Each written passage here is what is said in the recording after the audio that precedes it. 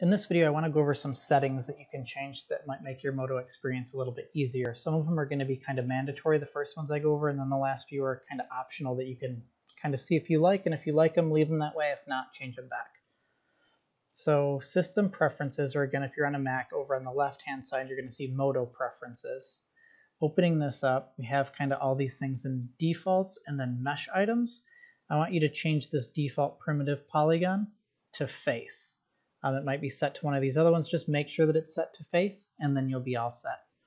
So the next one, again, we already kind of went over, is this autosave. Make sure that it's turned on. I would knock the minutes down to like 3.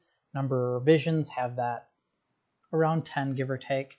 And then make sure that your backup directory, you can leave it as is. That's kind of a hard place to find it. Or you could put it in an easy to find place. Like if you have a homework folder, you could put it in there, or just make your own folder called Moto Backup.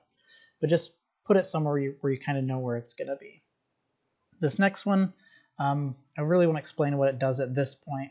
But if you go all the way down to OpenGL, just make sure that this little guy right here is checked, perform color correction on OpenGL objects. This, as well as some other stuff that we'll go over later, is just going to help your colors look a little bit better. Now this next one's kind of optional, and you can see if you like it or not. And there's this guy right here, viewport rotation. And it has trackball rotation, and this you can turn on or off, and then there's this little override. So I recommend to have trackball rotation turned off and the override turned on. We'll go over real quick what trackball rotation is. But first, let's actually start with trackball rotation on. So you guys are kind of seeing on my screen what's happening on your screen. So I'm just throwing this guy in the scene. So at this point, I have trackball rotation on. So if I have my mouse in the middle of the screen, hold Alt, click, and move up and down, he's kind of just rotating up and down. But if I move my mouse all the way over to the right side of the screen, hold Alt and click, instead of moving up and down, he's going to kind of tumble around. So realistically, how you're navigating is kind of dependent on where your cursor is. If it's on the right side, it's going to tumble. If it's on the left side, it's going to kind of tumble him, so he's almost doing a cartwheel, which is a little weird. And then if you're in the center, it's going to kind of make him do a backflip.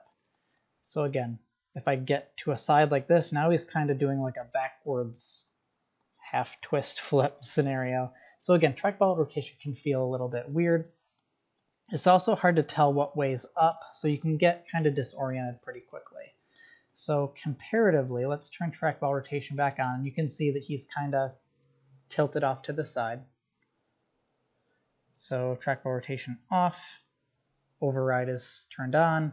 Now, as soon as I hold Alt and go to start rotating him, you see that he snaps.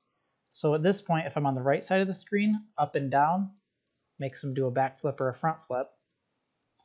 And then in the center of the screen, he does the same back flip, front flip. He's no longer doing that rotation like this. So if I want this rotation to happen, I hold Alt middle mouse click, and he'll kind of cartwheel back and forth. So I personally would recommend that you just jump into the preferences, turn trackball rotation off, and just see if you like it. Literally, I'm pretty sure every student I've ever had has turned trackball rotation off and just loved Moto significantly more because of it. Again, it's a little bit weird at first, but if you do like it, it's something that you definitely get used to. So for the last setting I'm going to change, just jump into preferences one more time. And under input, there's this little guy called remapping. Same place trackball rotation is. If we look right above trackball rotation, we got this guy right here.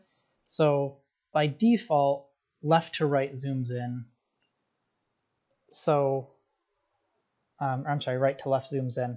So it feels like Photoshop. So again, your mouse is going back and forth to zoom in and out. Some people like that, some people don't. If you've ever been in another 3D application, most likely going up and down zooms in and out. So you can think of it like you're pulling the object towards you, or you're pushing it away from you. So to do that, we want to zoom in. So top to bottom would be like we're pulling him towards us. So let's turn that off. So now instead of going left and right, we're going up and down to zoom in and out. Some people like this, some people don't. I would give it a try. If you're fine with just Alt left click and then left and right to zoom in and out, you're perfectly fine. If you go to diagonal, I guess it doesn't matter which way you go. It would feel the same to you realistically. But again, that's just another one of those settings that a lot of people change and they like Moto a lot more afterwards.